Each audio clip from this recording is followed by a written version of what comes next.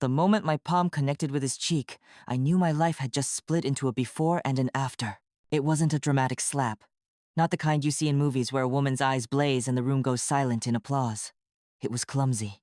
Panicked. The sound was softer than I expected, more skin on skin than thunder, but the silence that followed was loud enough to swallow me whole. I was standing in the cafeteria of Pierce & Co., clutching a paper cup of coffee that suddenly felt too hot for my hands. My heart was beating so hard it made my ears ring. In front of me, a man in a tailored charcoal suit stared back with stunned, unreadable eyes. One hand still half raised in the air like he'd been caught mid-thought. I started, then stopped, because no word in the English language felt big enough to fix what I'd just done. Around us, the lunch hour hum slowed. Forks hovered over plates. Conversations softened into whispers. Someone dropped a spoon, and the sound skittered across the tile like it was trying to escape. The man blinked once, slowly. Then he lowered his hand and glanced down at my skirt. "There was a sticker," he said calmly, "on the back." That's when I felt it, the heat rushing up my neck, the sharp burn behind my eyes. Mortification settled into my bones like a sickness. I had just slapped Julian Thorne, CEO of Pierce & Co., the man whose interview I was scheduled to attend in less than 45 minutes. If shame had a taste, it would have been burnt coffee and metal. Before that moment, before the slap, before the whispers, before my name became a quiet punchline in a building of polished glass, my life had been simple in a way that felt earned. I lived in a small, sunlit apartment on the 3rd floor of a brick walk-up that smelled faintly of lemon cleaner and old books. Every morning, the radiator clicked awake before I did, and every evening, the neighbor's dog barked at the sound of keys like it was offended by routine. I liked those sounds. They reminded me I existed somewhere specific. I'd been with Silas for 6 years then. Long enough that people stopped asking how we met and started asking when we'd make it official. He liked to say we were building towards something, as if love were a construction project that needed permits and timelines. I told myself patience was a virtue. I told myself stability mattered more than fireworks. Silas worked in marketing shop suits, confident smiles, phone always buzzing with someone else's urgency. I worked in archives and data coordination for a mid-sized nonprofit. Quiet work, invisible work, the kind that required precision and rewarded patience. I liked knowing where things belonged. When Pierce & Co. posted the opening for a junior operations analyst, Silas was the one who pushed me to apply. "You're smarter than half the people in that building," he'd said one night, loosening his tie as he leaned against our kitchen counter. "You just don't know how to sell it." Maybe he was right. Or maybe I just wanted to believe him. The morning of the interview, I chose my clothes carefully. Navy skirt, cream blouse, sensible heels. I remember smoothing the fabric over my hips, checking my reflection twice, then a third time for courage. I didn't see the sticker then. I would have sworn there was nothing out of place. Pierce & Co. rose out of the city like a promise, steel and glass, all clean lines and confidence. Inside, everything smelled faintly of espresso and ambition. The lobby hummed with movement, people walking fast with purpose, badges swinging like proof they belonged. I arrived early, nerves buzzing just under my skin. The receptionist told me I had time, suggested I grab a coffee upstairs. The cafeteria was bright, open, full of low laughter and the scrape of chairs. I remember thinking it felt almost human for a place that powerful. I was standing near the condiment station when he approached me. At the time, he was just a man too close to my personal space. A stranger reaching out without warning. I felt the shift in air before I saw his hand move, and something old and instinctive took over. Years of being careful, years of being told to be polite even when uncomfortable. I reacted before I thought, and then everything else.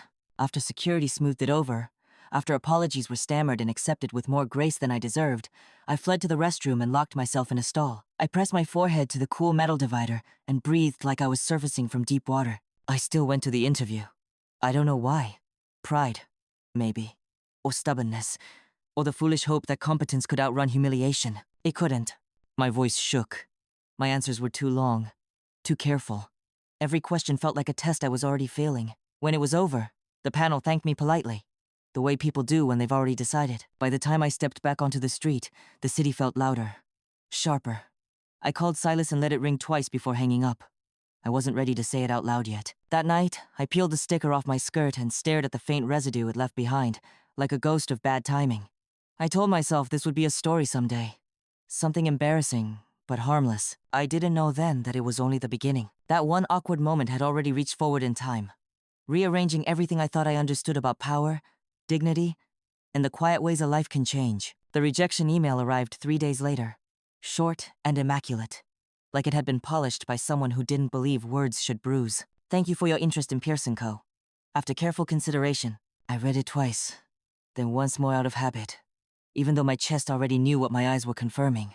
I closed my laptop gently, as if sudden movement might crack something fragile in the room. Outside, a delivery truck idled too long at the curb. Somewhere upstairs, a radio played an old love song with a trumpet that sounded tired of hoping. Silas didn't notice right away. He was sitting on the couch, scrolling through his phone, one ankle crossed over his knee like he was holding court with the internet. When I told him, he looked up with a sympathetic frown that didn't quite reach his eyes. "That's rough," he said. "But honestly, babe, probably for the best. Corporate places like that soulless. You'd have hated it." I nodded, because nodding was easier than explaining how much it had mattered to me. How I'd imagined the version of myself who belonged in a building like that. How close I'd felt to something more. Life slid back into its familiar grooves. Morning routines, work emails, grocery lists. The comfort of predictability settled over me again, like a blanket that was warm but a little too heavy. Then, a week later, my phone rang while I was reorganizing a backlog of files at the nonprofit. The fluorescent lights hummed softly overhead, and the air smelled faintly of toner and dust. "Miss Vance?" a woman asked, her voice crisp, professional. "Yes, this is Andrea calling from Pearson Co." I remember gripping the edge of my desk, knuckles whitening. My first thought was that they were calling to clarify something, maybe an apology, maybe a formality. "We have a temporary opening in our records division," she continued. "Clerical support. 3-month contract. It's unconventional, but Mr. Thorne requested we offer it to you." I laughed. A short, disbelieving sound that escaped before I could stop it. "The CEO?" "Yes." I asked for time to think, though my answer was already forming somewhere deeper than logic. That night, Silas raised an eyebrow when I told him. "Basement filing?" he said. "That's not exactly what you interviewed for." "No," I agreed. "But it's something." He shrugged. "If it makes you feel better about the whole slap thing." That word slap still made my stomach tighten, but something about the offer felt deliberate. Not pity, not punishment. An opening. I accepted. The records division lived beneath the building, tucked away like a memory no one needed every day but couldn't afford to lose. The elevator ride down was quiet, the numbers ticking lower as sunlight gave way to fluorescent glow. The air down there was cooler, tinged with paper and time. My desk sat between 2 filing cabinets that hummed faintly, like they were breathing. The work was meticulous, scanning documents, logging entries, cross-referencing dates. It was the kind of order that soothed me. Julian Thorne didn't come down there often. The first time he did, it startled me. I looked up from a stack of files to see his shoes polished leather, immaculately clean standing on the worn carpet. "Miss Vance," he said, nodding slightly. "How's your first week?" I stood too fast, my chair scraping. "Fine. Good. Thank you for this opportunity." He smiled, small and reserved. I figured if someone can react that fast, they probably work just as hard. It wasn't flirtation. It wasn't even warmth. Exactly. Just acknowledgement. And somehow, that meant more. Our interaction stayed professional. Brief. Polite. Sometimes he'd stop by with a question about a record from years past, leaning over my desk to point at a date. I noticed the faint scent of cedar on his jacket, the way he listened without interrupting. Sometimes, he brought coffee. He never commented on the sticker incident again. For that alone, I was grateful. Weeks passed. The rhythm of the basement became familiar. The quiet murmur of printers. The steady comfort of routine. I started to feel seen. Not admired. Not evaluated. Just trusted. At home, things felt different. Silas was coming home later, laughing at texts he didn't explain. When I asked about his day, his answers grew vague, clipped like he was already somewhere else. I told myself not to read into it. People drift sometimes. It didn't have to mean anything. But one evening, while folding laundry, I found a receipt in his jacket pocket. Dinner for 2. A restaurant we used to love. A night he'd told me he was working late. The paper trembled in my hand. I smoothed it flat, as if I could iron the truth out of it. The next day, Julian stopped by my desk with 2 coffees, instead of 1. "You look tired," he said gently. I considered brushing it off. Instead, I surprised myself by telling the truth. Not all of it. Just enough. "Sometimes," I said, "you realize the life you thought you had isn't as solid as you believed." He nodded slowly. "Those realizations tend to arrive without warning." We stood there in the quiet basement, coffee cooling between us. 2 people who understood something unspoken. I didn't know it then, but that moment, small, ordinary, was the first time I felt truly supported. Not rescued. Not fixed. Just held steady. And that changed everything. There's a particular kind of unease that settles in when doubt becomes a companion instead of a visitor. It doesn't announce itself loudly. It moves into the corners of your life, rearranges things quietly, makes itself at home. That's what happened after I found the receipt. I didn't confront Silas. I didn't even mention it. I folded it back into his jacket and told myself there was a reasonable explanation waiting somewhere ahead of me, if I just stayed patient long enough. Patience had always been my strong suit. Still, I started noticing things I'd once overlooked. His phone angled away from me on the couch. The way he stepped into the hallway to take calls. The faint scent of a cologne that wasn't his lighter, sharper clinging to his shirts. At night, lying beside him, I listened to his breathing change as sleep took him. And I wondered when we'd stop meeting each other in that in-between space where intimacy used to live. The ceiling fan ticked rhythmically overhead, each rotation a reminder of time passing without permission. At work, the basement remained steady, predictable, safe. Julian's visits grew a little more frequent, though never intrusive. Sometimes he asked about a document he could have easily delegated. Sometimes he just stood there, hands in his pockets, as if grounding himself in the quiet. One afternoon, the power flickered during a storm. The lights dimmed, then steadied, casting long shadows across the rows of cabinets. I heard footsteps before I saw him. Didn't mean to startle you, he said. Facility said the backup generators kicked in. It's fine, I replied. I grew up in an old house. Flickering lights feel like home. He smiled at that. A real one this time. Mine was always too quiet, too perfect. You could hear your own thoughts echo. We stood there, the rain drumming softly against the high basement windows. For a moment, the distance between CEO and temp clerk dissolved into something human. That night, I asked Silas where he'd been. Client dinner, he said easily, not meeting my eyes as he loosened his tie. Which client? He paused, just a beat too long. You wouldn't know them. The words landed heavier than he intended. I felt something shift, like a seam giving way under pressure. I didn't press. I went into the bathroom and stared at my reflection, searching for the woman who used to believe love was enough to anchor truth. The discovery came on a Tuesday, disguised as an ordinary interruption. Silas had left his laptop open on the dining table, a rarity for someone so careful. A message notification blinked in the corner of the screen. I didn't intend to read it. I swear that's true, but the name caught my eye. A woman I didn't recognize, and beneath it, a single line of preview text. Last night was amazing. I miss you already. My hands felt numb as I sat down. The chair creaked under my weight, loud in the quiet apartment. I clicked the message, then the thread. There were weeks' worth of them. Plans, jokes, photos that made my stomach turn.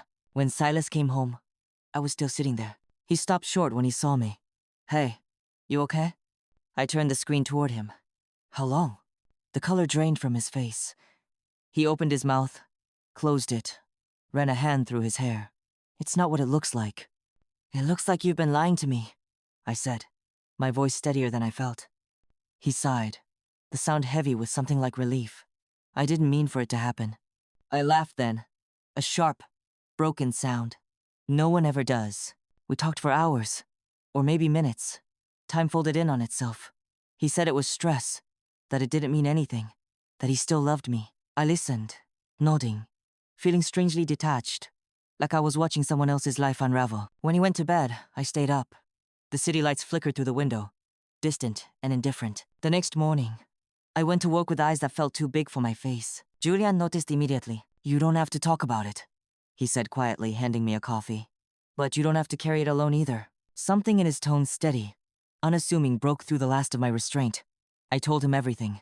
Not dramatically, just the facts, the messages, the lies. The way betrayal feels less like a wound and more like a hollowing out. He listened, truly listened. When I finished, he didn't offer advice. He didn't criticize Silas. He just said, I'm sorry. You deserved honesty. That simple sentence landed deeper than all of Silas's apologies combined. I didn't realize it then, but in that basement, surrounded by old records and quiet truths, I had crossed a line not into romance, but into clarity. And clarity, once found, refuses to be unlearned. Betrayal doesn't arrive with fireworks. It settles in like a low-grade fever, persistent, exhausting, impossible to ignore. After that morning in the basement, I moved through my days with a strange precision. I did what needed doing. I answered emails. I nodded when spoken to. But inside, something had cracked open, and everything I thought I knew about my life began to reassemble itself without asking permission. Silas tried harder, in the way people do when they sense an ending approaching. He brought home flowers, cooked dinner, touched my arm a little too gently, like he was afraid I'd shatter if he used his usual grip. One night, after we ate in silence, he said, "I want to fix this." I looked at him across the table, at the man I'd loved for 6 years, and realized I no longer knew what this was. "Fixing means telling the truth," I said. "All of it." He hesitated, then admitted there had been others. "Not many," he claimed, "but more than one." The room felt smaller after that, the air heavier. I stood up slowly, every movement deliberate. "I need space," I said. He nodded, tears in his eyes, and for a moment I felt a flicker of the old instinct to comfort, to soothe. But it passed. I slept on the couch that night. The cushions smelled faintly of detergent and something unfamiliar, like a reminder that comfort can be temporary. At Pearson Co., word travels in ways you don't expect. Not about me and Julian, never that, but about Silas. Marketing circles overlap. Names surface. By the end of the week, a colleague from another department stopped me in the hallway, her expression sympathetic. "I didn't know," she said softly. "If you need anything." I thanked her, heart pounding. The truth had begun to ripple outward, touching corners I hadn't anticipated. Julian called me into his office that afternoon. The space was all glass and clean lines, sunlight spilling across polished wood. It felt too open, too exposed. "I want to be clear," he said once the door closed. "Nothing that happens between us here will ever be inappropriate. But I won't pretend not to see when someone on my team is struggling." I swallowed. "I don't want special treatment." "You're not getting it," he replied evenly. "You're getting respect." That word respect settled into me like something long overdue. Silas moved out 2 weeks later. Quietly. Efficiently.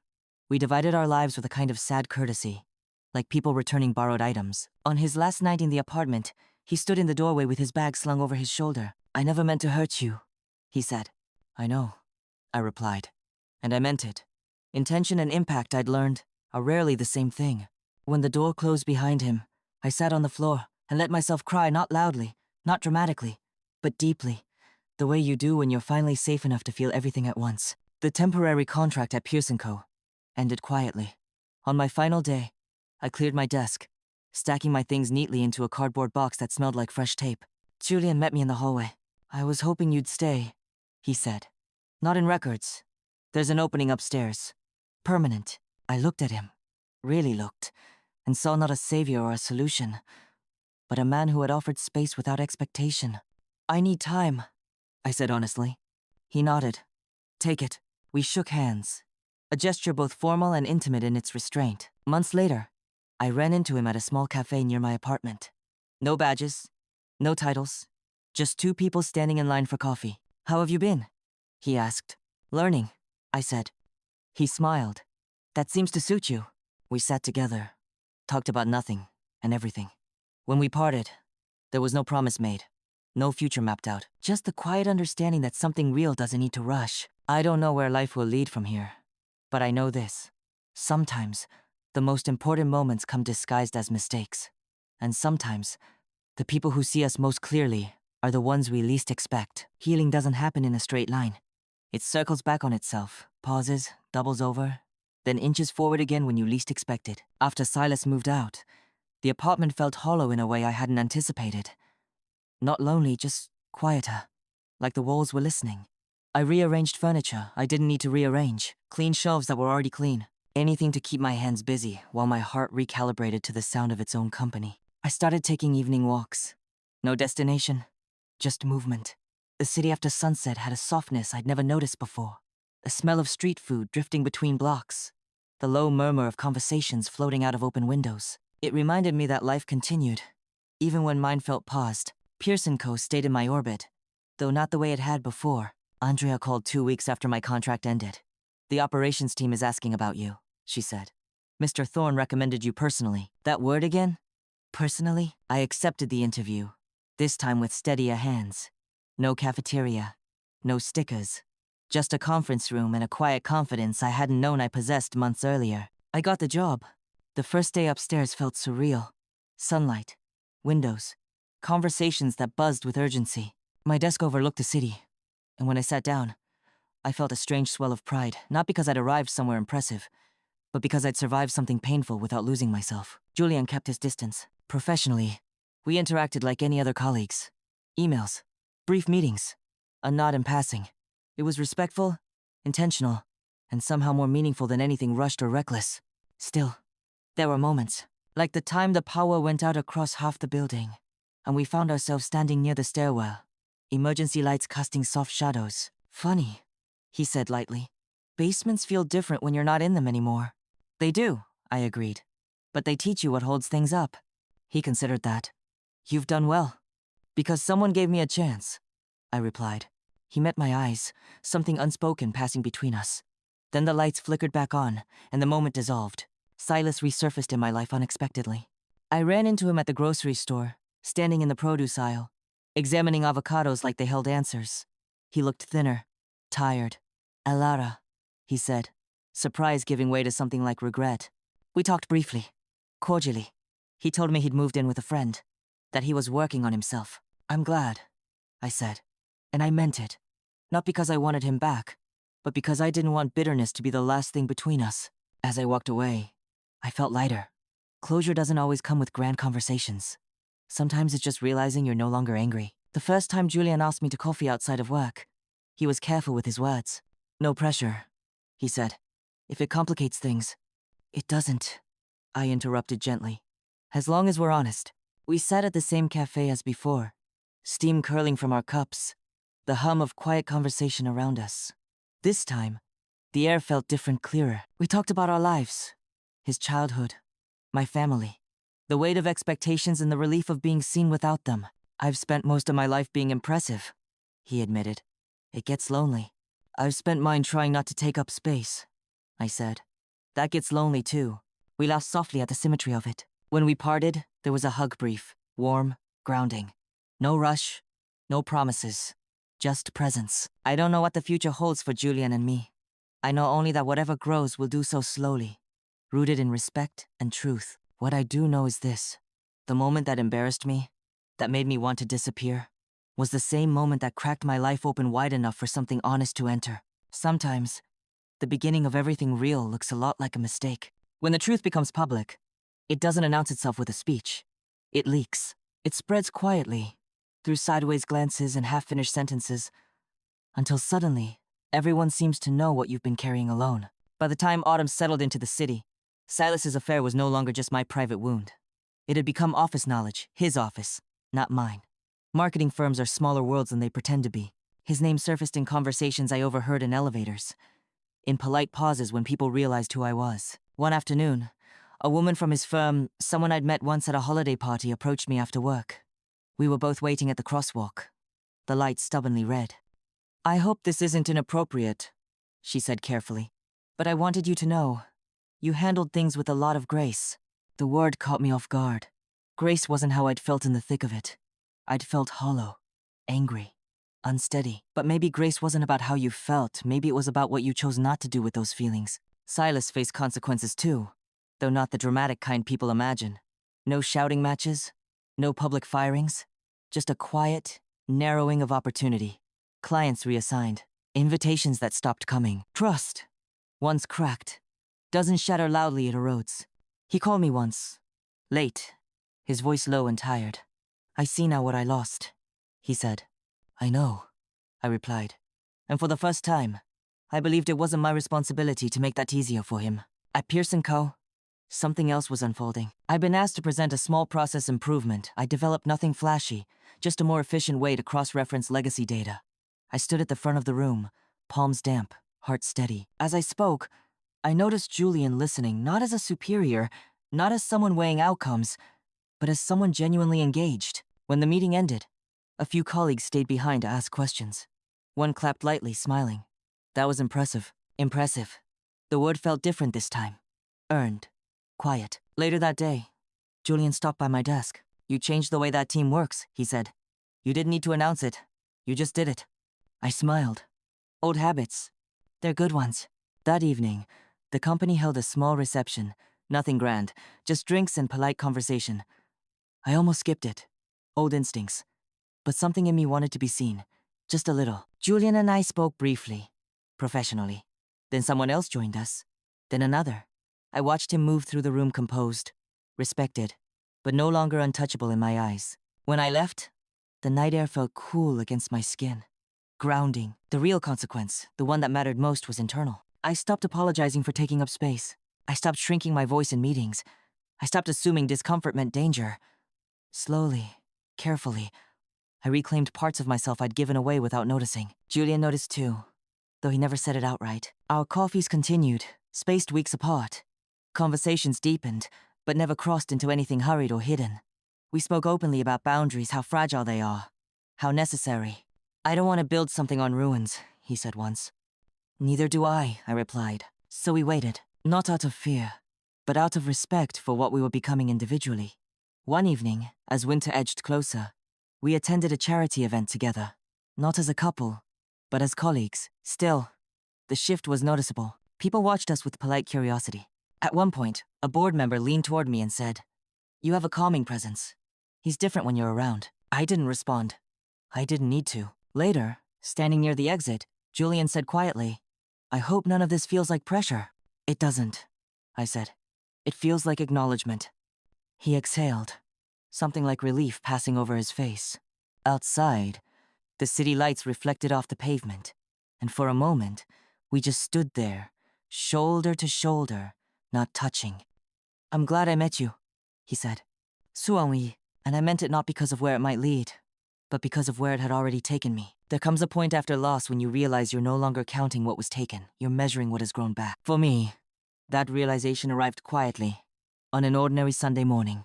I was standing in my kitchen, sunlight spilling across the counter, the kettle beginning its soft, familiar whistle. No one else's schedule pressed against mine. No one else's expectations crowded the room.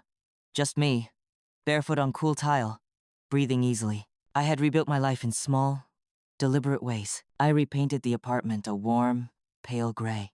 I donated the couch Silas and I had picked out together and replaced it with one that fit the room better, less imposing, more forgiving. I started keeping a plant on the windowsill, something green and alive that needed steady care but didn't demand perfection. At work, I found my footing. I wasn't invisible anymore, but I wasn't trying to be exceptional either. I did good work, consistent work, the kind that builds trust slowly, the way real things do. People came to my desk with questions, asked my opinion, listened. One afternoon, a junior analyst stopped me in the hallway. "You always seem so calm," she said. "How do you do that?" I thought about it before answering. "I stopped fighting the truth," I said finally. "Once you do that, things get quieter." Julian and I crossed a line one evening, not into romance, not yet, but into honesty that could no longer pretend to be neutral. We were walking after dinner, the city wrapped in early winter dusk. Our breath clouded faintly in the air. We'd been talking about work, about books, about nothing in particular. He stopped near a crosswalk, hands in his coat pockets. "I need to say something," he said, "and you can tell me if it changes anything."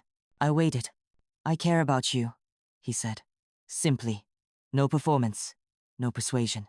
"But I care enough to wait until it's right or to accept it if it never is." The light changed. Cars began to move again, but we stayed where we were. "I care about you too," I said, "and I'm not afraid of that anymore. I'm just careful." He nodded, understanding exactly what that meant. We didn't touch. We didn't kiss. We crossed the street and kept walking, side by side, carrying something fragile but intact between us. Silas called one last time in the spring. He sounded different, steadier, quieter.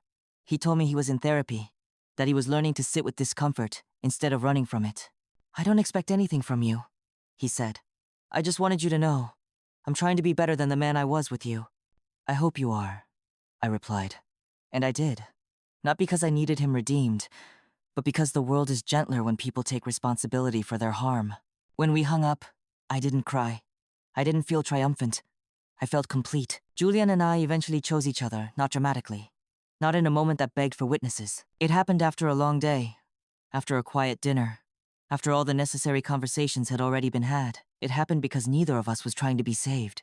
Our relationship was built on pauses, not leaps, on consent in every sense of the word, on the understanding that power, when handled carelessly, destroys intimacy, and when handled with care, dissolves it. We kept our lives full and separate. We showed up for each other without erasing ourselves. And sometimes, when we sat together in silence, I thought about the cafeteria, about the slap, about the woman I'd been in that moment, afraid, reactive, certain she'd ruined everything. I wish I could tell her this. You didn't ruin anything. You interrupted a story that wasn't true anymore. Healing didn't make me fearless. It made me honest. It taught me that dignity isn't loud, that love doesn't rush, that the most profound connections often begin in misunderstanding, but survive on respect. And it taught me this above all else. A single, awkward moment can change the direction of your life, but only if you're brave enough to walk where it points you.